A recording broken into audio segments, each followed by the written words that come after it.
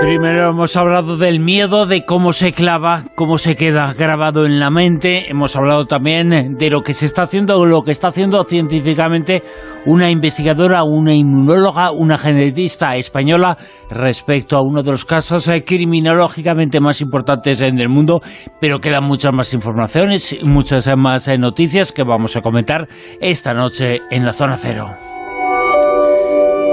En la tertulia Zona Cero, que va a hablar de mil cosas. En la primera de ellas, Manuel Carvellal, la primera de ellas tiene que ver con el mundo de lo extraterrestre, seres de otros mundos o vida de otros mundos, pero que está aquí, en la Tierra, en la atmósfera. Sí, bueno, primero, enhorabuena por la entrevista a la doctora García de Vinuesa, porque realmente es uno de los clásicos de los asesinos seriales australiano que ha dejado de serlo. De momento. De momento. A ver qué pasa. Y además a mí esto me resulta muy importante porque las mismas limitaciones... Bueno, si en el mundo de los ovnis estamos acostumbrados a construir castillos de naipes de la nada, con muy poca base, estamos descubriendo que en el mundo de la criminología y del derecho penal ha ocurrido lo mismo, y es mucho más grave y mucho más terrible, por lo menos tiene repercusiones más inmediatas, porque en los últimos años se están haciendo revisiones de casos de supuestos asesinos en serie que han inspirado tesis doctorales, estudios académicos, series de televisión, largometrajes, y que al final eran nada, todo mentira, como hemos visto en este caso, o en el caso de Henry Lee Lucas, que está considerado de los mayores asesinos en serie de Estados Unidos, y al final resulta que no mató a nadie. O sea, fijaros qué cantidad de desinformación en todos los ámbitos nos rodea, como para que luego nos pongamos exquisitos con lo que pasa con los ovnis, ¿no?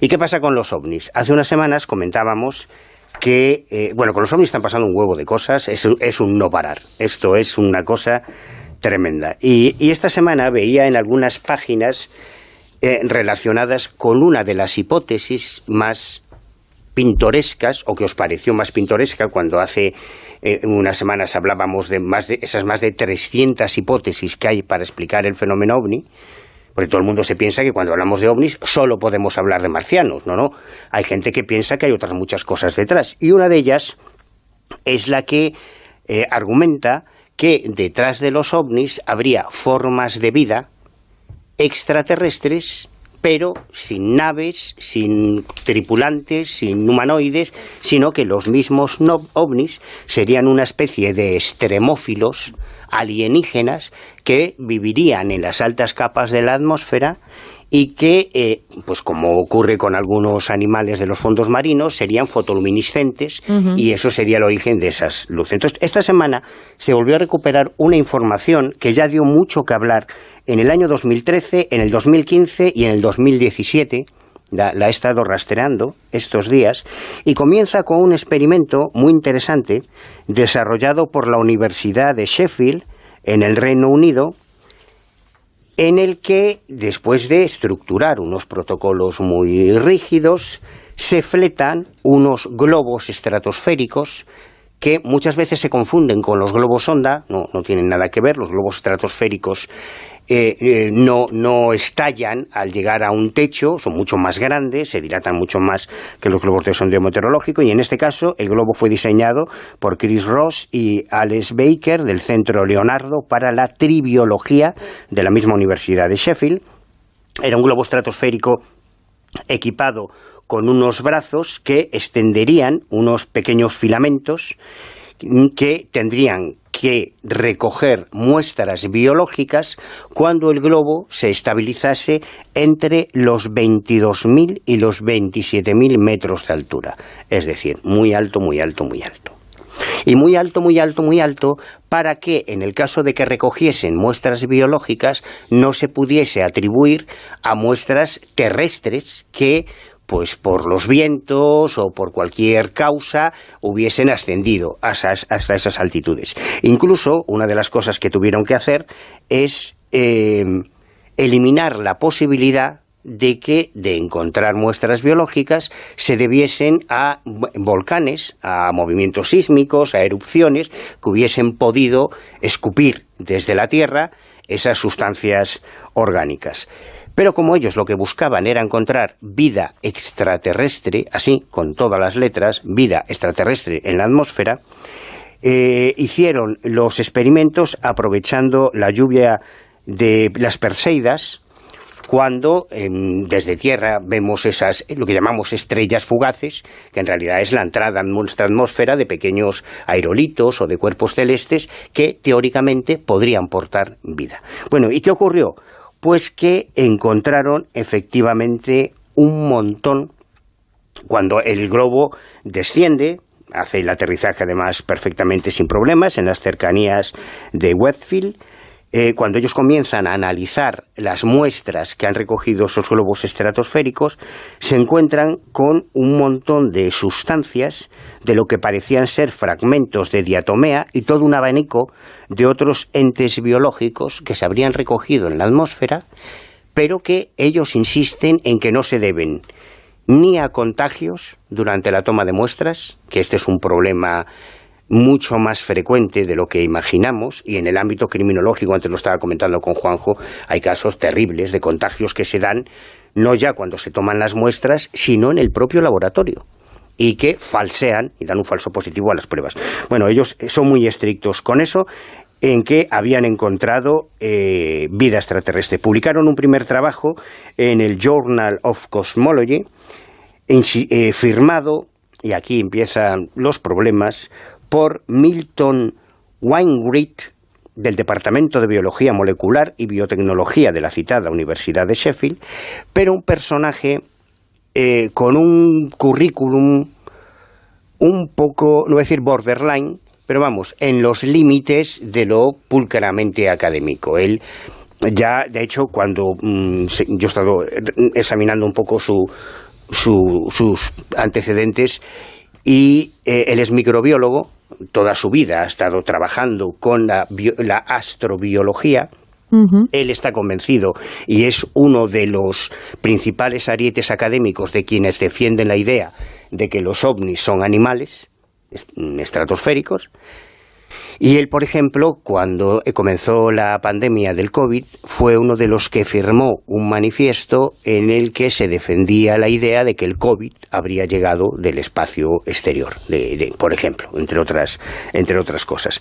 Sin embargo, 2 años después, cuando siguen haciendo más experimentos y analizando esas muestras que encontraron, una de las cosas más llamativas, esto se publicó en el 2015-2017, es un objeto de metal compuesto de titanio y vanadio, que tanto este autor como el director del Centro de Astrobiología de la Universidad de Buckingham, Chandra Wickramasinghe, que no es gallego, desde luego, con este nombre, y que les lleva a afirmar que esa esfera metálica es una prueba más de la existencia de vida extraterrestre capturada en la alta atmósfera, comparando lo que ellos dicen haber descubierto con este es el símil que ellos hacen, un episodio en directo de panspermia. Es decir, ellos defienden que esas lluvias de estrellas como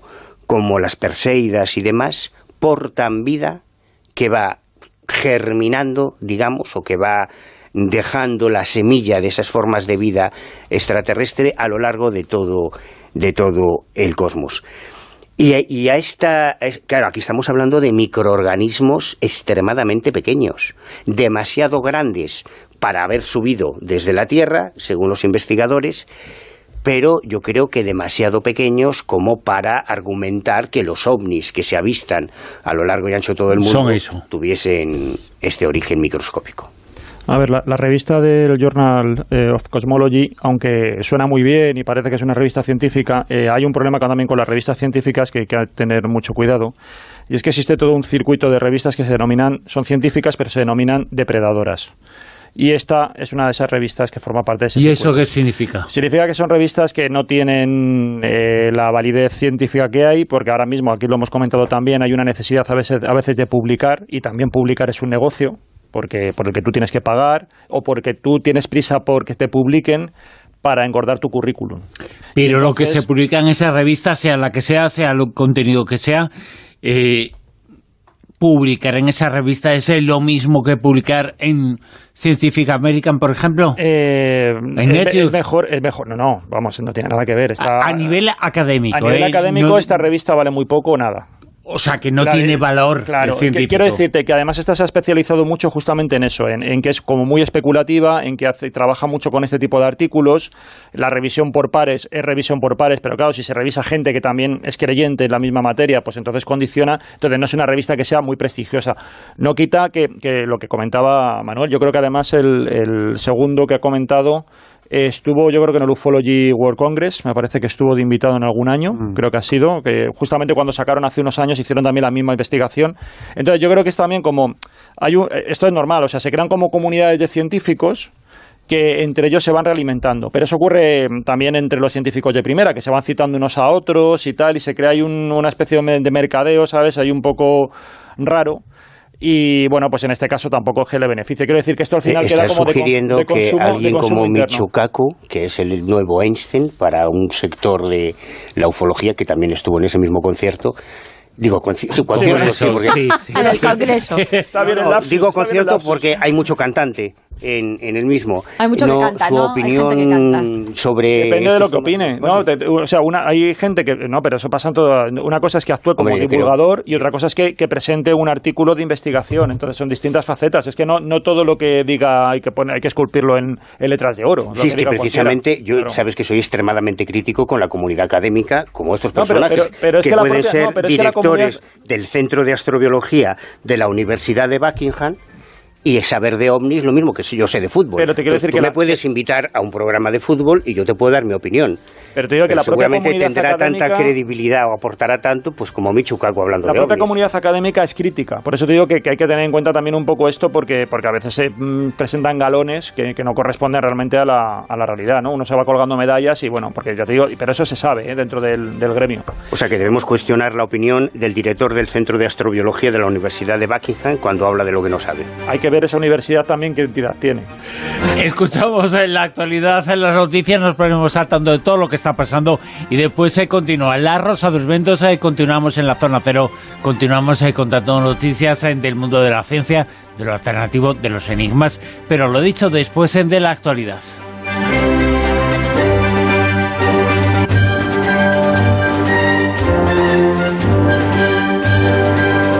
Continuamos en La Rosa de los Vientos, continuamos con un comentario con Almodía Rosaventos, la etiqueta en Twitter, en redes sociales, que nos dice al Puli, nos dice qué rabia no poder escucharos nunca en directo. Un saludo a todos y mañana os escucharé, mañana lo hará a través del podcast que se descargue de la página web ondacero.es en la sección dedicada a La Rosa de los Vientos, donde ya está esa entrevista espectacular que mantuvimos anoche con la hija de Garbo, del espía más importante de la historia de la humanidad, del hombre que logró engañar a Hitler y gracias a su engaño comenzó a vislumbrarse el final de la Segunda Guerra Mundial. Un invitado importante en este fin de semana en La Rosa de los Vientos. Tenemos muchos más, hemos tenido algunos y vamos a tener dentro de muy pocos minutos a otro invitado especial que va a estar con nosotros, Guillermo Fesser, en La Rosa de los Vientos. Pero antes muchas otras informaciones en la Zona Cero, informaciones como por ejemplo esta que nos habla Miguel Pedrero de los ordenadores más grandes del mundo, que están dónde y son cómo. Bueno, esta es una información que lleva ya tiempo coleando y alude a que las grandes superpotencias, fundamentalmente China y Estados Unidos, podrían estar ocultando superordenadores enormemente potentes, mucho más potentes que los ordenadores más potentes conocidos en la actualidad, es decir, que serían superordenadores secretos, ¿no? Aunque actualmente se sabe que el superordenador más potente se llama Frontier y esto lo sabemos porque hay una organización internacional que se llama Top 500 que realiza anualmente un listado de los superordenadores más potentes del mundo. Y este Frontier fue desarrollado en el Laboratorio Nacional Oak Ridge en Tennessee, en Estados Unidos. Y para que os hagáis una idea, ¿no? Este ordenador cuenta con 9.400 CPU, es decir, las unidades de procesamiento que hacen que funcionen nuestros ordenadores personales. 9.400. CPUs. Sí, CPUs. El ordenador normal que tenemos todos en casa tiene una. Sí, exactamente. Para que lo sepamos y para que nos hagamos una idea. Una, y este 9.400. 9.400. Tiene 37.000 GPU, es decir, los centros de procesamiento que están vinculados a las tareas gráficas de los ordenadores. Básicamente puedo hacer 1 trillón, repito, 1 trillón de operaciones por segundo. ¿Y es Windows o Apple? Pues si hace 1 trillón de operaciones por segundo será Apple. Claro. Con toda seguridad. Sí. Ya estamos. Que no hagáis publicidad, que no nos están financiando. Bueno, pues el caso es que este se supone que es el ordenador más potente del mundo, ¿no? Pero recientemente se ha publicado un artículo en la revista New Scientist según el cual se sabe, parece que aportan bastantes informaciones, de que China tiene al menos, en este caso el gobierno chino, más bien el ejército chino, tiene al menos 2 superordenadores más potentes que este que se conoce públicamente, ¿no? Y estos 2 superordenadores llevan funcionando desde el año 2021. Se conocen como Xeon Light y Tian 3, y que además están trabajando en un ordenador todavía mucho más potente que se llamaría Shugong, ¿no? Y que algo similar, aunque en este artículo de esta revista científica aluden a que no tienen tanta información sobre lo que está haciendo Estados Unidos, pero no dudan de que existen muchísimas posibilidades, casi lo dan por seguro, de que Estados Unidos también posea este tipo de ordenadores súper secretos, ¿no? ¿Putin sabe esto? Pues se va a enfadar mucho. Bueno, a Putin no lo cabremos más, que ya está bastante cabreado. Deja a Putin, que solo faltaría que tuviera... Pero que se esté hablando de superordenadores, de potencias, y que no se le mencione a él... bueno, claro. a ver si uno de estos superordenadores está en Lituania y se ya la manta a la cabeza y tal, ¿no? Pero fijaros, estos superordenadores son vitales para llevar a cabo toda una amplia gama de investigaciones científicas, fundamentalmente porque sirven para ejecutar simulaciones que son muy útiles en todo lo que tiene que ver con la física nuclear, la física cuántica, ciencias espaciales, efectos de los medicamentos, o incluso sirven para entrenar nuevos modelos de inteligencia artificial, ¿no? Pero claro, esto desde el punto de vista académico, de la investigación científica. Imaginaros lo que estos superordenadores pueden suponer en el campo del espionaje, de la geoestrategia y en el campo militar. Por ejemplo, desde el punto de vista militar se pueden utilizar para desarrollos tecnológicos, desarrollo de armamento, para prospectiva, es decir, adelantarse a los acontecimientos y actuar en consecuencia, para llevar a cabo determinados planes geoestratégicos y tener numerosas informaciones que combinar para llegar a una conclusión, ¿no? Y ya no hablemos del desarrollo de armamento. Es decir, que estos superordenadores pues forman parte de la carrera armamentística entre las grandes superpotencias, fundamentalmente entre Estados Unidos y China, y parece que están surgiendo informaciones cada vez más fidedignas de que están utilizando estos superordenadores en secreto. Y esto nos lleva, yo creo, que a planteamientos mucho más trascendentes. Si esto se está haciendo en el campo de los superordenadores,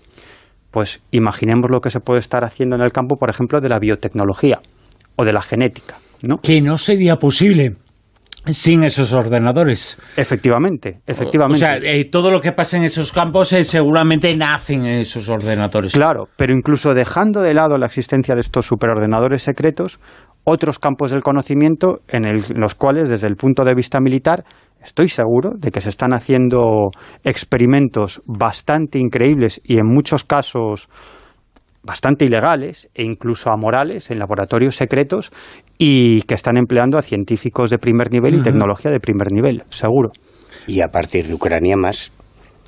A partir de Ucrania se está dando en todo el mundo un rearme y una deriva de nuevos presupuestos para investigación militar que vamos a flipar.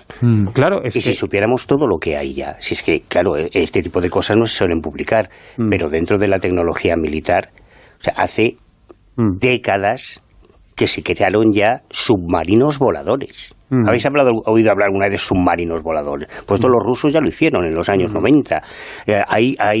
Hoy veía una noticia de un barco que utilizan la tecnología Stealth para engañar al radar. O sea, son barcos invisibles al radar, igual que hay aviones, o que falsean su tamaño. Tú estás viendo en el radar un pesquero, y ese pesquero en realidad es un acorazado, un destructor con una tecnología que raya la ciencia ficción. Fíjate, yo esto lo pensaba precisamente al hilo de lo que estás tú comentando, ¿no? Que la invasión de Rusia a Ucrania ha conllevado un aumento del presupuesto militar absolutamente enorme en todo el mundo, ¿no? Y yo sí que he hecho en falta en los medios de comunicación más periodistas especializados en el ámbito militar, ¿no? Porque lo cierto es que nuestra economía es básicamente una economía de guerra. Está basada hasta cierto punto en desarrollos tecnológicos militares que luego pasan al ámbito civil, y eso al final significa también un avance en diferentes campos del conocimiento, diferentes campos tecnológicos, como digo, que luego pasan al ámbito civil. Por lo tanto, es una economía basada en la guerra, y en la guerra se prueban cosas. Echas en falta más periodistas expertos. Sí, claro que sí. Estoy harto de ver, desde antes de que empezase la invasión de Ucrania, un montón de opinadores, expertos esto es otra cosa. Que no dieron Esto es otra cosa. Yo estoy hablando de periodistas que de verdad profundicen en las implicaciones que tienen los desarrollos militares y cómo influyen en nuestra sociedad. Miguel, hasta un punto que no sabemos. En base a fuentes abiertas. Bueno, fuentes abiertas hay muchas y que se pueden utilizar. Pues ya lo hemos visto. Quiero decir, toda la prospectiva que se ha hecho cuando lo de la Ucrania era una amenaza, es que nadie creía que se fuese a producir esa invasión. Hombre, no, ahí no. No, toda la inteligencia de Biden, por ejemplo, lo estaba diciendo todos los días. Otra cosa 20 es que minutos se pensara, antes. No. Otra cosa es que se pensara que era también propaganda y que era desinformación, que eran lo que muchos creían, claro, para un poco engordar también a Putin. Pero es cierto que en eso acertaron, o sea, las cosas como son. Ayer concedió una entrevista a Angela Merkel, ¿no? Y ella precisamente hablaba de que ella evitó por todos los medios que Ucrania entrara en la Unión Europea, porque pensaba que eso podría conllevar un enorme cabreo de Vladimir Putin y el riesgo de una invasión a Ucrania, ¿no? Pero Angela Merkel es una periodista militar. Bueno, Angela Merkel es una política... Hombre, probablemente Angela Merkel no usa fuentes abiertas. Seguramente tendrá acceso a sus servicios de inteligencia. A mí esto de las fuentes abiertas, yo recuerdo una conversación que mantuve con un alto cargo de los servicios secretos, y a mí me confirmaba, y esto me lo han dicho varias personas, que el 95% de la información a la que acceden son fuentes abiertas. Otra cosa es que para acceder a estas fuentes abiertas y para analizar esa información necesites una labor de inteligencia. Pero, oye, hay periodistas de investigación que utilizando fuentes abiertas, y tú eres un buen ejemplo, pues han llegado a conclusiones a las que no han llegado los servicios secretos o incluso un gobierno. Vamos, o sea, que la utilización de fuentes abiertas... Ahora sí que me dejas a cuadros, periodista yo. Bueno, bueno, tú has hecho un trabajo periodístico, no sé, investigador, periodista, buscador, me da igual. Me da igual.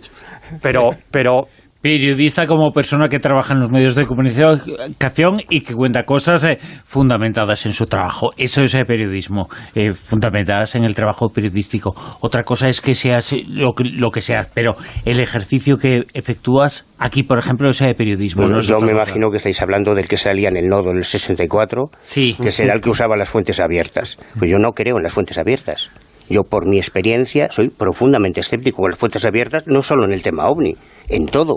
A mí lo que me interesa es el tema OVNI. Pero acabamos de ver un ejemplo con lo que comentamos Juanjo y yo. O sea, la información que se está generando en base al fenómeno OVNI por fuentes abiertas, me da igual que sea la NASA, el Congreso, el Capitolio, es puro ruido.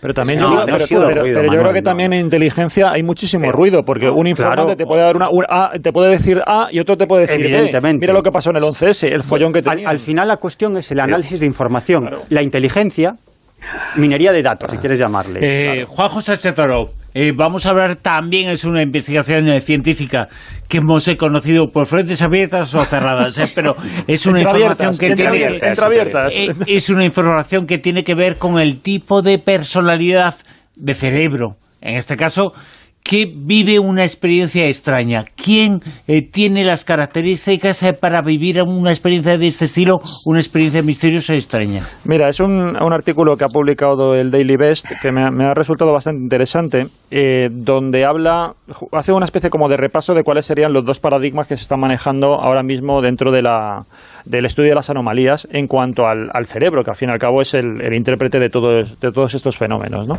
A veces no se sabe si es la causa o es el receptor, y ahí está un poco el debate. Pero me ha gustado también por una segunda razón, y es que va recopilando diferentes opiniones de diferentes parapsicólogos que están vinculados a distintas universidades y que están opinando sobre un poco cuál es el estado de la disciplina. Entonces el artículo arranca diciendo que bueno, básicamente hay dos posturas, que más o menos aquí siempre las hemos ido mencionando. Por un lado, aquellos que estarían más dentro del campo de la parapsicología consideran que hay algunas personas que pueden ser más propensas a experimentar fenómenos anómalos, y que, claro, lo que hay que ver es si tienen alguna habilidad especial para ver fantasmas, espíritus o cualquier otro tipo de entidad. Sería como que tienen, pues eso, es lo que hemos hablado muchas veces, ¿no? Una especie de sexto sentido que les habilita para poder contemplar esos fenómenos. En cambio, ¿qué es lo que dicen los escépticos? Que lo que puede haber es realmente que simplemente lo que tienen es que su cerebro procesa la realidad de una manera distinta. Tienen como una especie de cableado distinto que les hace generar o interpretar las cosas de una manera distinta y que les parezca real lo que realmente no lo es. Entonces, a partir de aquí, como digo, empieza a hacer entrevistas a diferentes personas, ¿no? Y hay uno, dice que claro, que esto es un paradigma muy difícil de resolver, esta confrontación de ideas. Se ponen en contacto, por ejemplo, con el director del Instituto para el Estudio de Experiencias Religiosas y Anómalas, que es miembro también de la Asociación de Parapsicología. Y él dice él considera que es estadísticamente improbable que haya cientos de doctores que se estén dedicando a lo largo de la historia a investigar los fenómenos paranormales y que realmente todos estén confabulados para hacer fraude. Que hay suficientes argumentos ahora mismo y suficiente investigación como para afirmar de forma fiable que hay rarezas y que desafían a la ciencia convencional. Y que además hay una serie de métodos y de procedimientos dentro de la parapsicología que se ajustan perfectamente a todo lo que serían estas investigaciones científicas de la manera más rigurosa.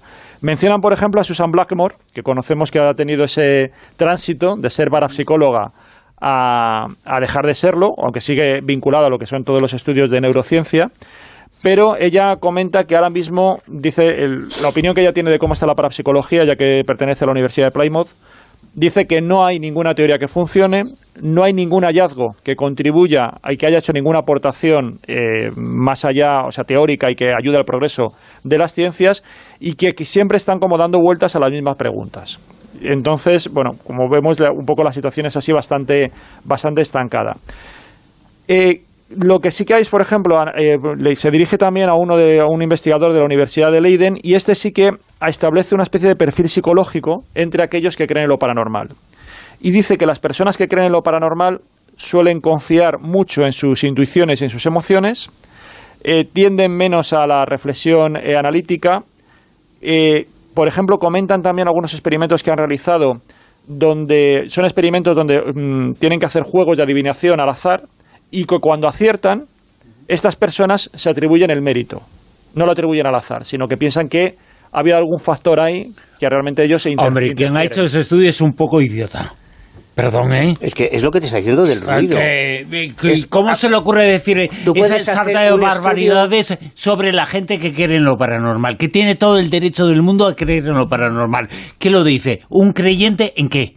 Bueno, pero luego hace el análisis de los escépticos, de los que no creen. Es decir, ellos analizan... Sí. A ver, ellos el creyente en lo paranormal se atribuye el éxito de otros. Hombre, no, vamos ¿de qué estamos hablando? Primero, te digo cómo va el experimento. Sí, el problema es que una cosa es estudiar al creyente en y otra cosa es estudiar el fenómeno. Claro, esa es la confusión que luego existe, vamos a sobre hacer todo un estudio entre los sobre que van de los científicos. que creen en los políticos. Entonces, hay gente que cree en los políticos. Unos creen en los políticos de un tipo, otros de otro, y cuando ganan sus políticos se atribuyen el éxito de las cosas buenas a los que creen. Sí, pero eso siempre, cada uno barre para sí. De todas formas, eso es como confundir el que cree o no cree en los políticos y confundirlo con el que cree o no cree en la política. Vamos a esperar que desarrolle el estudio y luego ya comentamos.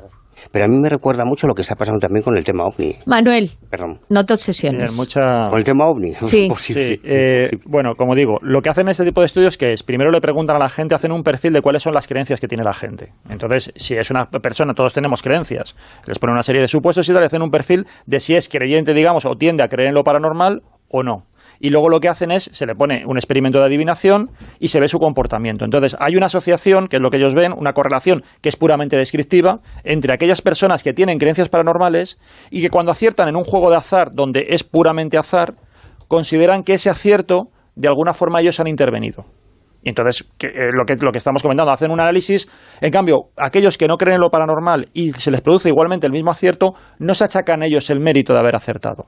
No sé si ahora me he explicado mejor. Sí, perfectamente. Entonces, y yo sigo pensando exactamente lo mismo sobre quién ha hecho ese pero estudio. Es que esto no es una cuestión que tenga ni buena ni mala intención. Es decir, tú estableces una correlación entre creencias y comportamiento ante un juego de adivinación. Y tú dices, los creyentes en lo paranormal ante un juego de adivinación se atribuyen en un porcentaje por encima a los no creyentes el mérito. Por lo tanto, consideran que hay un factor más allá del azar y más allá de la suerte que actúa. Y ese factor además son ellos. Bueno, es lo que sale del estudio, eso es una descripción. Son ellos, no un poder superior, pero se lo dicen ellos, misterioso, sino que se lo atribuyen ellos. Pero se lo atribuyen porque ellos mismos lo dicen. Ellos consideran en el comportamiento de la adivinación que son sagrados que son personas con suerte, que ellos han hecho algo para que salga, pues igual que un jugador de cartas en un momento dado, pues considera, ¿sabes? Otro se considera que está agafado y que mejor no sigo jugando porque no tengo la suerte de mi parte. Consideran que la suerte es como una energía, una sustancia. Mesa casi todos los que estáis creéis con un fundamento u otro, una forma de enfrentarse al tema u otra, científica racional, pero creéis en la existencia de una serie de fenómenos que no se pueden explicar racionalmente, ¿no? No, eso está mal planteado. Si algo existe... Manuel, que te iba a salvar la cara, calla. Si no me hace falta. Pero es que yo creo que no necesitamos hacer ejercicios de fe. Pero si algo existe, se puede explicar. Vale. Lo que iba a decir es que ninguno de los que estáis aquí en la mesa hablando en esta tertulia Zona Cero de este tipo de fenómenos, ninguno encaja con el perfil de este estudio. No os atribuiréis nunca eso. Tú el primero, Manuel. Claro, pero es que a mí el estudio me parece una chorrada. Ah, vale. Claro, porque te pueden vender una investigación sobre que al final es siempre lo mismo. Porque tienen tanto miedo a adentrarse en otros derrotes y cuando lo hacen vemos que meten la gamba de una forma... A mí lo que me parece preocupante de esto... También hay que decir que nosotros tampoco somos el prototipo de los creyentes en lo paranormal. También es cierto. Es que hay un amplio ahí de todo. Claro, también es cierto. A ver, Mado. Habría que matizar mucho. Es que yo creo que estos estudios están cortados por un patrón demasiado rígido. O sea, es que hay que haber mucha matización, no es así tan. Es que seguramente no está analizando al investigador, al estudioso de fenómenos extraños y paranormales. ¿No? Lo que está analizando es al que vive, al que siente, al que tiene esas experiencias, pero no al que las estudia, que es diferente. No se puede mezclar una cosa y otra. ¿Qué experiencias? La Carlia, Juanjo, No es lo mismo creer que tienes un sueño premonitorio que creer que doblas cucharas con la mente. O doblas cucharas con la mente o no las doblas. Es que es muy fácil. Una de las características que yo creo que no aparece aquí, pero que estoy observando, es que la gente que cree en lo paranormal es muy ansiosa. Si hubierais esperado, os leería lo que piensa el profesor de parapsicología de la Universidad de Northampton, Chris Rowe, que dice... Esto que estamos comentando, dice, aunque no carece de valor, este enfoque adoptado de forma aislada parece similar a reconocer que algunas personas que dicen estar enfermas son propensas a la hipocondria y luego proceder a adoptar un modelo de enfermedad humana que se centra solo en los factores que afectan a la hipocondria, o a la susceptibilidad a los efectos del placebo, y se olvida de cuál es realmente el origen de la enfermedad, que es lo que estamos hablando. Entonces, estos estudios lo que están haciendo es estudiar las creencias y qué elementos hay en la gente creyente, pero no está analizando los fenómenos anómalos, que es de lo que él se queja. Entonces, no hay que confundir, porque claro, este tipo de estudios suspende la creencia, es decir, no suspende el juicio, no se plantea si realmente él ha movido en ese juego de adivinación, realmente esa persona era un dotado y ha hecho que la suerte se pusiera de su lado, no se lo plantean. Entonces, nada más es eso. Entonces, la conclusión a la que llegan es que la realidad es mucho más compleja de lo que parece y que realmente son dos modelos ahora mismo irreconciliables, porque no hay manera de poder determinar. Y además es que no es contrario, una persona puede ser muy intuitiva, como digo, creer en un montón de cosas, ser un contactado de la leche, por decirlo así, y sin embargo que se le aparezca un ovni. Es que que el estímulo esté ahí. Es que no es contradictorio. A ver, todo eso estaba dentro de la misma noticia antes del jaleo. Estudio está hablando de los creyentes, de los que realmente son crédulos, creyentes y abogan por una explicación subjetiva frente a una explicación objetiva de los acontecimientos. Que el mito del subjetivismo y el mito del objetivismo son eso, son mitos. Realmente lo que tendríamos que estar abogando por una explicación y un abordaje más existencialista, porque al final ambas posturas son mitos. Pero los que investigan los fenómenos, como la antropología de la religión, la historia de la religión, tú, Juanjo, que eres experto en historia de la religión, los que estudiamos antropología de las religiones, los sistemas de creencias, los psicólogos que investigan este tipo de temas, los psiquiatras, el pensamiento mágico, el mito, es que incluso el periodismo de misterio, es que eso no tiene nada que ver con la creencia. Es como si decir que una persona que está viendo un partido de fútbol es un jugador de fútbol. No, hombre, el que está haciendo periodismo del periodismo deportivo y está retransmitiendo el partido de fútbol es otra cosa. Claro, o sea, que claro. No tiene nada que ver.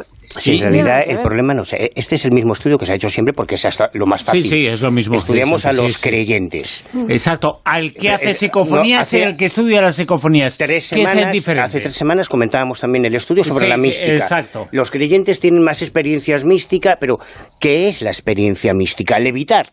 Coño, pues si a mí me dices que un creyente, porque cree mucho, levita, me estás planteando algo realmente interesante.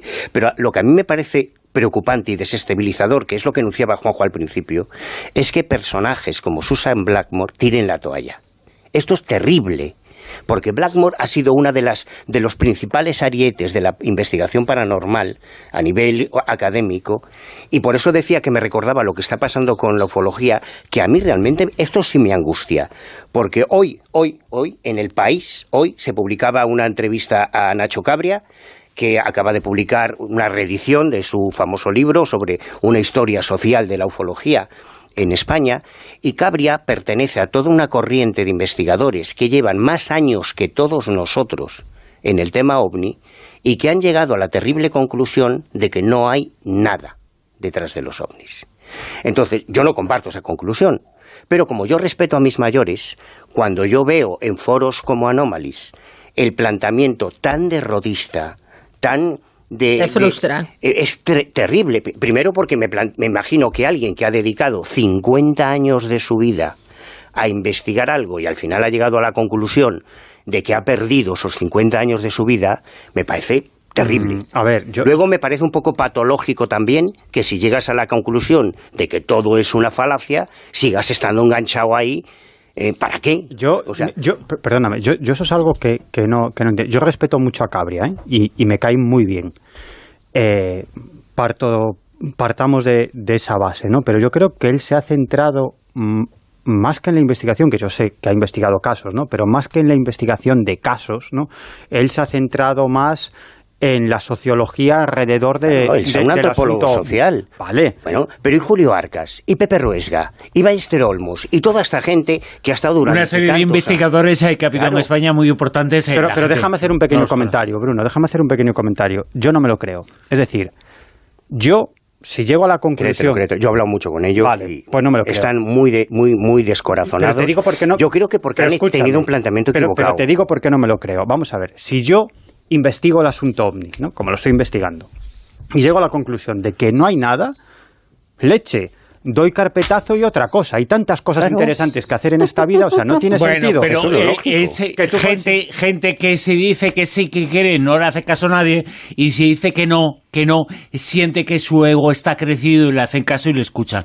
Y también hay mucho de eso. Hay mucho de eso en los sujetos escépticos, que sí, que sí. No. Yo creo que es más... Tú sabes que tengo razón y tú conoces a unos cuantos que entran en ese perfil. Yo creo que es más una cuestión de inercia. O sea, si tú te has pasado toda tu vida coleccionando libros, coleccionando documentales, metido con tu círculo de amistades circunscrito al mundo de los ovnis, de repente un día dices, bueno, esto es una carallada, aquí no hay nada, ¿qué voy a hacer? He estado 30 años sin ser importante y que me escuchen. Mira, pues Michel, voy a hacer algo para que me escuchen. Que Aimé Michel es uno de los referentes de la ufología francesa. Cuando él llegó a la conclusión de que no podía ir a más, no que no hubiese nada. Eso es diferente. Bien, pero ¿qué hizo Michel? Que es un investigador francés muy importante. De los pioneros de la ufología en Francia. Pero eso es diferente. Aimé Michel, cuando llegó a esa conclusión, dijo, hasta aquí. ¿Y qué hizo? Donar todo su archivo al Observatorio Astronómico de París para que por lo menos toda esa trayectoria de años que le había llevado sirviese a alguien para algo, ¿no? La mayoría de estos,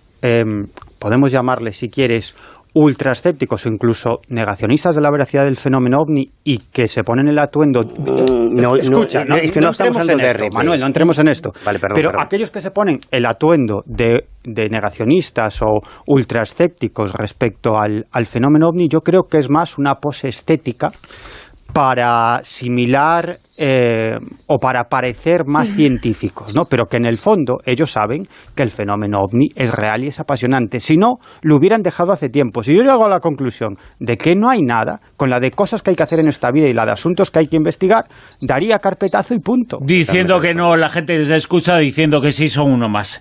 Eso es lo que pasa en muchas ocasiones. El ego también manda en los escépticos mucho. Vamos a hablar ahora de astronautas, de varios, de 3 que han llegado a la Estación Espacial China.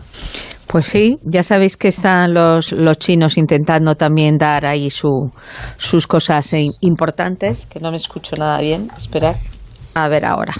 Vale. Bueno, el asunto es que llegaron al Palacio Celestial, que es como llaman a su estación espacial. Ha sido el pasado domingo. Y bueno, pues es en la misión, en la nave Shenzhou 14, y desde ya lo que pretenden es que esta estación esté siempre habitada. No como hasta ahora. O sea que con estos 3 tripulantes, con estos 3 astronautas, ya se van a quedar ahí de inquilinos hasta que vayan los siguientes y hagan el relevo. ¿Cuál es la principal misión que van a tener? Pues el principal desafío es que va a llegar 2 módulos de laboratorio que se tienen que acoplar a esta estación, al Palacio Celestial, que en chino se llama Tiangong. Pues en Tiangong van a llegar 2 módulos de laboratorio que se tienen que acoplar a esta estación y deben ser, pues será uno enviado en julio y en octubre. Entonces esta tripulación tendrá que hacer, pues ya sabéis, los paseos espaciales, colocar, acoplar, que todo esté perfecto. Entonces es una misión bastante importante. Una vez que se consiga acoplar, va a tener ya lo que es la forma definitiva, que es la estación con una forma de T, y dicen que va a ser de tamaño muy similar a la antigua estación ruso-soviética Mir. Pretenden que dure 10 años, por lo menos, y que a finales de 2022 ya esté a pleno rendimiento. Otra de las características importantes es que hay una mujer entre estos 3 tripulantes. Ella se llama Liu Yan, tiene 43 años. Y bueno, pues es la primera mujer china en el espacio, que estuvo ya en 2012. Y otro de sus compañeros es Chen Dong, que tiene 43, que es el comandante de la misión. Y Kai Shushe, que tiene 46, que es el primer vuelo, pero lleva 12 años preparándose. O sea, que aquí no es como los del turismo, que te hacen ahí una serie de pruebas y ahí dicen, venga, hala, al espacio, que vas a estar ahí un ratito. No, 12 años de preparación. Como digo, cuando ya esta tripulación pues haya hecho esta misión, llegarán los siguientes con la Shenzhou 15 y bueno, pues ahí ya van a estar en plan permanente haciendo una serie de cosas durante todo el tiempo y van a estar haciendo, pues lo que digo, experimentos, mantenimiento del Palacio Celestial del Tiangong Y bueno, pues todo esto se han visto obligados porque Estados Unidos impide que la NASA trabaje con China. Entonces los chinos han dicho, pues no tenemos que fabricar nosotros todo. Así que se han fabricado el palacio, los módulos, el laboratorio, el experimento y la parejita de hombres y la China. ¿Hasta cuándo van a estar? Pues por lo menos hasta que triunfen con su misión y lleguen los siguientes. Y de momento, así, hasta secula seculorum. Hacer trabajo de chinos, ¿no? Hasta secula seculorum. Sí. ¿No os da la impresión de que China ya le ha comido la tostada a la NASA, la Agencia Espacial Europea, los rusos, y que el futuro de la exploración espacial va a ser chino? Es que me da esa impresión, pregunta, ¿habrá un superordenador secreto en el Palacio Celestial? Y más de uno, sospecho yo. Sí, sí. La cuestión es que quienes llegaron a la Luna fueron los americanos, después los rusos, sin llegar sin astronautas, pero... Y los chinos están todavía mirándola, ¿eh? No, los chinos llegaron por detrás, por la cara oculta. Sí, ahora, 50 años después. Bueno, pero ya sabes ya lo que hacen veremos. los chinos, ¿no? Que es lo que hicieron con el calzado en Alicante y con el mármol. Ellos llegan y van a la fábrica y dicen, a ver, y tú se la enseñas, ¿y cómo haces esto? ¿Y dónde están las canteras y el calzado? ¿Y esto cómo se hace? Y tal, y no sé qué, y no sé cuánto, y te lo compran y tal, pero luego lo hacen ellos. Y claro. creo que ya están montando en la cara oculta de la Luna un todo a 100. Escucha, en próximas las fábricas de mármol de Alicante las compraron, las desmantelaron. Y ahora cogen el mármol de las canteras, lo manufacturan en China y se lo volvemos a comprar nosotros. Toma ya. Claro, No sé pero si eso es somos una cuestión toma ya. comercial, evidentemente sí, es así, Claro. pero científicamente todavía hay, a todos los niveles, científicamente estoy hablando, una diferencia entre China y Estados Unidos y Rusia tan grande, tan enorme, Pues a mí me da la impresión de que se van a comer la tostada. Bueno. Pues ya Se lo van a comer, se lo van a comer, sí, El sí. tiempo verá quién tiene Bueno, razón. de hecho, los servicios secretos occidentales en cierto momento enarbolaron el mea culpa porque se dieron cuenta tarde que las auténticas operaciones de espionaje del servicio secreto chino no era para robar secretos militares o gubernamentales, sino secretos industriales.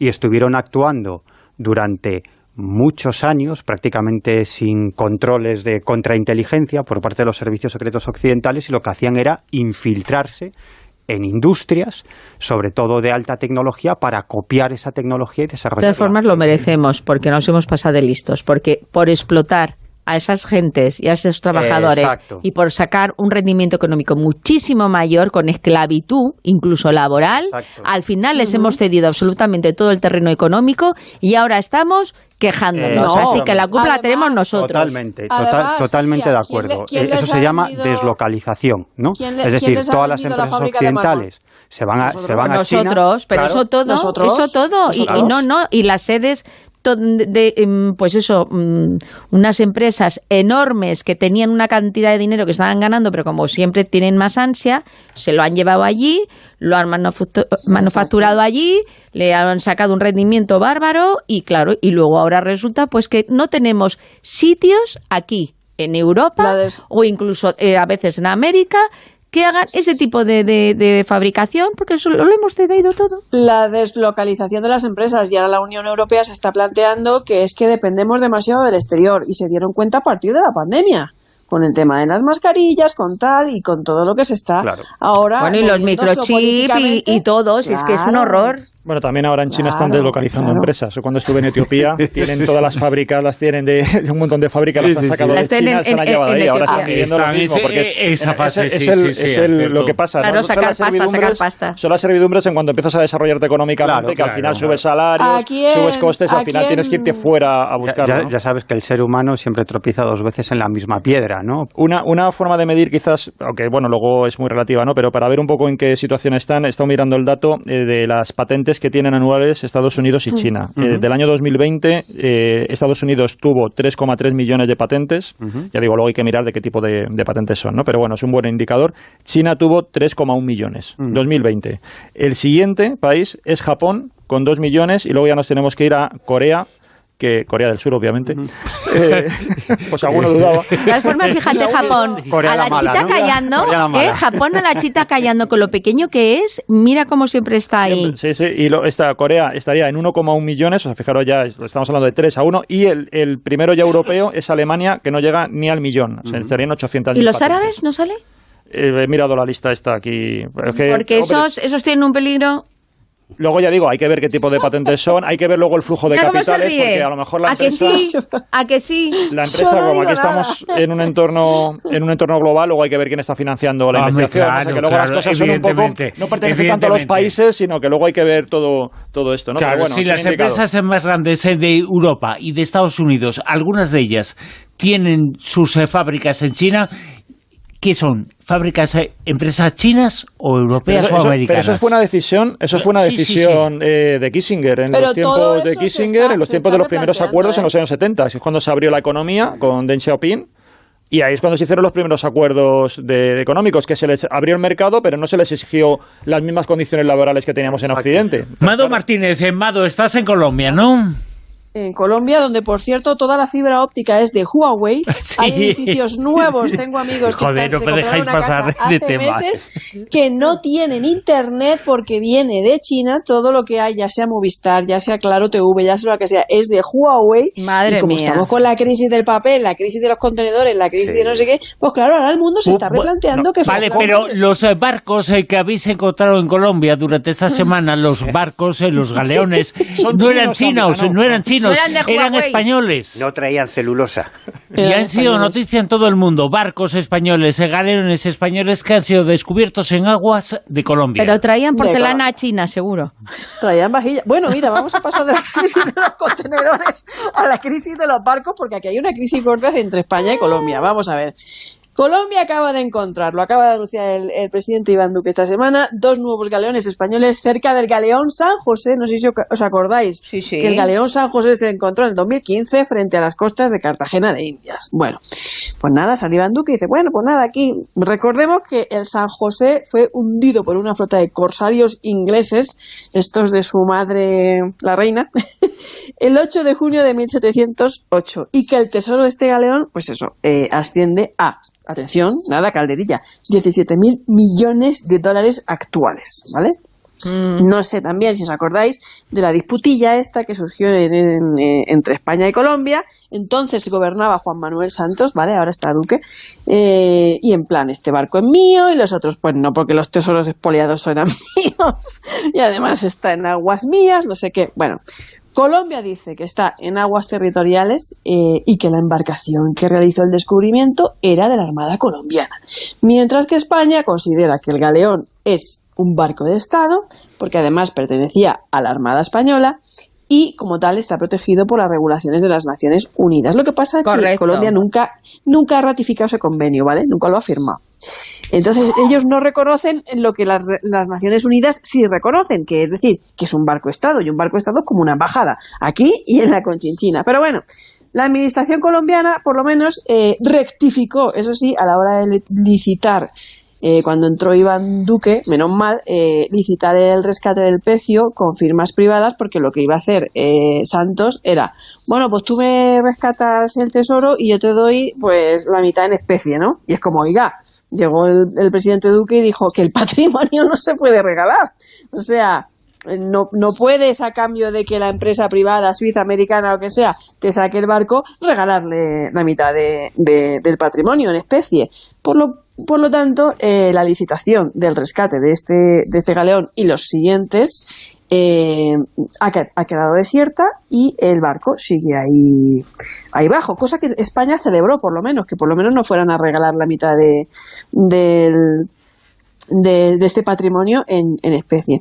Y la cuestión es que como ni se puede pagar en especie y todavía seguimos con las disputas entre España, amparada por las Naciones Unidas, y Colombia, que no reconoce esto de las Naciones Unidas, pues el tema todavía no se ha resuelto. El barco sigue 6 años después o más ahí debajo de las aguas, y ahora se han encontrado estas 2 embarcaciones más, una del periodo colonial y otra del periodo republicano, aunque se calcula que en esta zona deben haber por lo menos unos 10 barcos más por encontrar, todavía no tenemos muchos detalles, los están buscando, y decir que a bordo del San José iban más de 500 almas, ¿vale?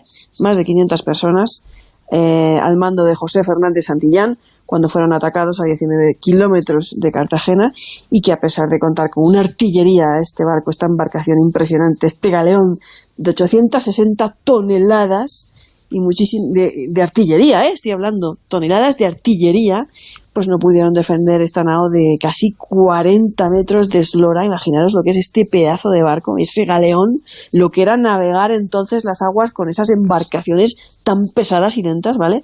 Repleta de monedas de oro, de monedas de 8 reales, lingotes de oro, vajillas, cañones. Y lo cierto es que España está más interesada en el conocimiento arqueológico y el conocimiento que se pueda extraer de esos tesoros y de esa embarcación más que en cualquier otra cosa, y está dispuesta a colaborar, a aportar la tecnología arqueológica y a lo que haga falta por encima de todas estas disputas. Bueno. Esta semana se ha hablado mucho en España de ese hallazgo, de esa información. En Colombia, ¿qué es lo que se dice? ¿Es tan importante como en nuestro país? ¿Ha habido comentarios, ha habido reportajes en periódicos, en revistas sobre este tema, o toca más de lejos en la actualidad? No, en Colombia están emocionados, sí. Y en Colombia, además, desde que se descubrió ya en el 2015 el galeón San José, la intención es construir... en Cartagena de Indias hay un museo que es el Museo Naval del Caribe, que es precioso, y les recomiendo a todo el mundo que vaya a verlo, además de la muralla, es una ciudad fantástica, las historias de Blas de Lezo, bueno, impresionante, esos cañones todavía apuntando en esa ciudad amurallada, ¿no? Pero ellos quieren construir un museo específico y especial precisamente para este galeón. Toma ya. Está en contra, o sea, ellos están emocionados con esto. Sí, claro. Pero que lo quieren quedar como si fuera solamente para ellos, y tiene que haber aquí una negociación en condiciones. Ellos dicen que el tesoro es colombiano y que es indivisible, ¿vale? Que no, de eso que nada. Eso es indivisible, que no es, que eso tiene que estar todo ahí, y que tienen experiencia conservando patrimonio y tal.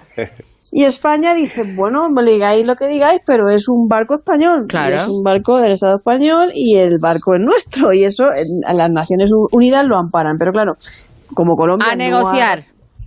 Claro, hay que negociar. Y te vuelvo a decir, España está más interesada en colaborar y aportar cooperación a la hora de rescatar ese pecio con fines de conocimiento. España está mucho más emocionada por el tema de la información arqueológica que vamos a obtener de ese rescate que el tesoro en sí, porque eso es un valor incalculable, que eso ni se va a vender, ni, ¿sabes? ¿Vale? Pero sí que lo reclama. Sí que lo reclama como patrimonio español. Bueno, pues esa información, vamos a seguir lo que ocurre durante las próximas semanas con este asunto, con esos galeones españoles de bandera española de hace muchos años, de cientos de años, que han sido encontrados en aguas territoriales de Colombia y que han sido de actualidad durante estos días. Hablamos ahora, Miguel Pedrero, de la posibilidad efectiva, que ya está aquí, de escanear cerebros. Sí, en este caso se trata de un estudio que consiste en, entre comillas, escanear cerebros para averiguar la ideología política de una determinada persona, ¿no? Bueno, en realidad esto es lo que se podía leer en algunas informaciones. Ya lo que nos falta. No es exactamente así, ¿no? Yo más bien que ideología política diría que se trata de, escaneando nuestro cerebro, estudiando nuestro cerebro, conocer cuál es, digamos, la visión del mundo, ¿no? De cada uno de nosotros. Es una visión... Y a partir de que sepamos esa información, es saber cómo atacarle políticamente a esa persona. Básicamente porque para saber la ideología política son datos. Esa información se puede conseguir sin necesidad de escanear el cerebro. Claro. Antes era ver qué periódico compra. Claro. Que compraba en el kiosco, ya sabía que ideología. Pues ahora te hacen una resonancia magnética funcional. Fíjate. Y averiguan si eres más liberal o más conservador, ¿no? Que eso es básicamente de lo que se trata. No es exactamente ideología política. No te dicen, vas a votar a tal partido o eres tal. No, pero bueno, una visión del mundo más liberal o más conservadora. ¿Y cómo lo han hecho? Pues analizando imágenes neuronales, utilizando inteligencia artificial.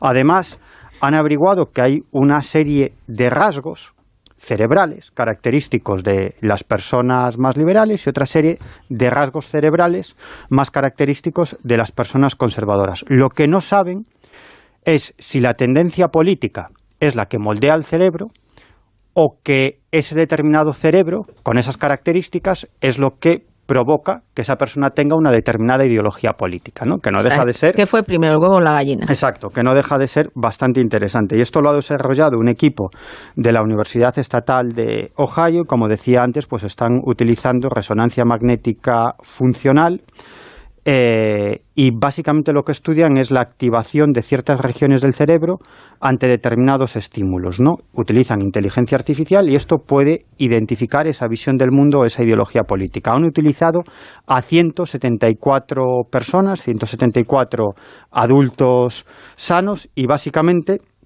utilizaron programas de inteligencia artificial de última generación y además recursos de supercomputación para analizar los escáneres cerebrales de esos voluntarios mientras realizaban tareas absolutamente sencillas, que nada tenían que ver con la ideología, ¿eh?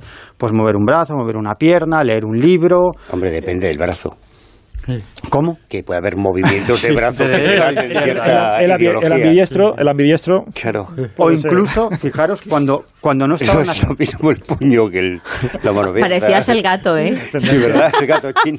Tienes tendencia al puño. Fijaros, incluso cuando no estaban haciendo nada en particular, ¿no? Pues básicamente se analizaba su comportamiento Eso de cerebral. Ciudadanos. Si no hacen nada en particular, de Ciudadanos. Esa ha sido muy buena. Esa ha sido muy buena, sí señor. ¿Cómo están? Esa ha sido muy buena. Bueno, pues el caso es que luego le pedían a los voluntarios que indicaran sus preferencias políticas en una escala de 6 puntos, que iban desde muy liberal hasta muy conservador. Y lo cierto es que acertaron bastante, ¿no? Se acercaron bastante, con lo cual, bueno, esto es tremendo, ¿no? Les marcaron 8 tareas, ¿no? Para averiguar, para escanear el cerebro mientras realizaban esas 8 tareas, y fueron 3 de esas tareas, digamos, las que eran mucho más identificativas de las ideologías políticas de esas personas. Por ejemplo, una tarea era de naturaleza empática, es decir, miraban los voluntarios una serie de imágenes de rostros que reflejaban alegría, tristeza, miedo, indiferencia, etcétera, etcétera. De diferentes razas, entiendo. Eso no lo sé. Eso no tengo ni idea. Y géneros, no te digo. Claro. Es decir, bueno, yo creo que esto es muy, muy interesante para no alargarme, porque también vamos muy mal de tiempo.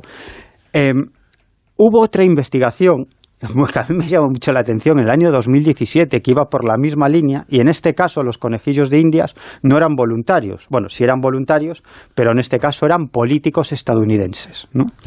Y era muy interesante, sí, porque lo que descubrieron los científicos es que la amígdala cerebral, que es una zona del cerebro arcaico, era más voluminosa en los políticos conservadores. Sí, exacto, sí, pero no en Estados Unidos, también en España. Bueno, escucha, mientras que el Bueno, Bruno está siempre mirando las amígdalas. Sí, no.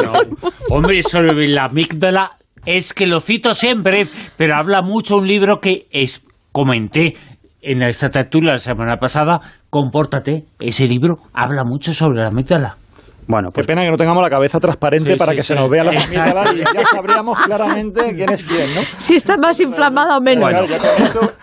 pues parece que esta amígdala cerebral, que es Ahora, una... según conoces a alguien tú, ¿qué tal tiene la amígdala? Bueno, pues parece que esto es más voluminosa en los políticos conservadores. Sin embargo, el córtex cingulado anterior, que es la parte o una de las partes más evolucionadas del cerebro, está más desarrollado en los progresistas o liberales, ¿no? Y O sea, la fuerza bruta se ve en lo conservador. No exactamente. Bueno, total, que esa diferencia biológica, dice este estudio, que es ajena a la libre voluntad de las personas, es la que provoca que, por ejemplo, los conservadores reaccionen más a estímulos negativos y los progresistas sean más sensibles a los estímulos positivos. O sea, que encima somos todos borregos, no tenemos ni libertad para elegir lo que queremos Bueno, lo ser. que estaría bien es que hicieran el escáner a los diputados y se dieran cuenta que gente que son demócratas resulta que tienen la mente republicana y al revés. Eso estaría muy interesante. Uy, de esos ha habido muchos, sí, hay muchos, vamos. Sí. Vamos vamos a finalizar esta tertulia Zona Cero, Manuel Carbellal, hablando de tus amigos, es decir, de la NASA. Sí, y de los ovnis. Se veía venir. Yo sé que vosotros sois muy optimistas con todo esto que está pasando, con el Congreso, el Capitolio y tal. A mí me parece una tomadura de pelo que va a quedar en nada. Absolutamente en nada, y lo vamos a ver. Es que no puedes estar reclamando toda la vida que intervengan los científicos, claro, y los políticos, y ahora que intervienen dicen no sirve para nada. No sirve para nada. Y ahora quedan 3 minutos. Hay que escanear el cerebro a Manuel para saber qué es lo que está pasando. Manuel, ¿tú tienes la amígdala con forma de ovni? Yo creo que sí, Bueno, resumiendo, esta semana no solo la NASA, sus alter egos rusos se han subido al carro también. Madre mía. Claro, esta semana la NASA ha declarado que va a iniciar una investigación de 9 meses, como si fuera un parto, a ver qué sale, para ya de explicarnos qué son los ovnis. O sea, no... Hombre, pero no deja de ser interesante. Sí, y a los que ha puesto al frente, porque está mirando la biografía, no es un mindundi. No. ¿Qué experiencia tiene en ufología? ¿Qué trabajos ha publicado? ¿Cuál es su para ser ufólogo hay que estudiar. Hay que currar como una manada de negros chinos enanos. Dímelo tú. Pues mira, yo contrataría a Miguel Pedrero, por ejemplo. Yo te montaría el panel de la NASA con Miguel Pedrero, con José Antonio Caravaca, pero Miguel que por lo menos saben ya de lo está que hablan. condicionado. No. Claro, porque además es que ya oyes los comentarios, este tío con este currículum tan bueno que dices tú, dice, no, ya estamos aquí, los de la NASA, para salvar la situación, porque no hay pruebas de que estos avistamientos sean... Sí, a mí las gilipolleces sí me molestan bastante. Es que no tiene datos y le da ansiedad, porque le estuvimos hablando ayer que cuando hay problemas con los móviles te da ansiedad. Pero fíjate, la primera frase, dada la escasez de observaciones... ¿Cómo que escasez de observaciones? Si no paran de verse ovnis pero se refiere a lo del Pentágono. Van a analizar la muestra de datos que está todo el mundo manejando, que tiene el Pentágono. Y van a tratar de añadir más información de contexto para poder hacer un dictamen. Por eso se han puesto 9 meses. No van a analizar desde el año 47 todos los casos que ha habido en todo el mundo. A eso se refiere. Perfecto. En 9 meses vamos a tener la solución al enigma. ¿Y los archivos gallegos los van a analizar o no? Porque si no están los archivos gallegos, no vale. Sí, bueno. Diciendo ya que... se me ha enfadado y me da pena. Esta investigación... Claro, es que por mucho que sea de la NASA, es que se puede decir tantas chorradas. Porque él dice, esta investigación va contra la sabiduría convencional actual de la ciencia. O sea, está partiendo del mismo error que todo este discurso, que es que los ovnis o son extraterrestres o no son. O sea, parte ya de una suposición viciada. Déjalos, que están... Sí. Que en 9 meses nos vemos aquí, Miguelín, en 9 meses nos vemos aquí y vemos lo que dice. Y para concluir, el homólogo ruso, Dmitry Rogozin, de la Academia Rusa de Ciencias, pues ha dicho, no, estos americanos no tienen ni idea. Nosotros llevamos en la Academia de Ciencia Rusa desde hace muchos años investigando esto mismo. El 99% de los casos son fenómenos atmosféricos o físicos, pero hay un porcentaje en el que estamos abiertos a otras posibles experiencias. ¿Ves? Y vamos a saber qué dice finalmente ese informe de la NASA, la norteamericana, de su homóloga rusa, dentro de meses ese informe definitivo sobre el fenómeno OVNI. En la tertulia Zona Cero lo contaremos con Manuel Carbellal, con Mado Martínez, con Miguel Pedrero, con Juanjo Sánchez Oro. Gracias a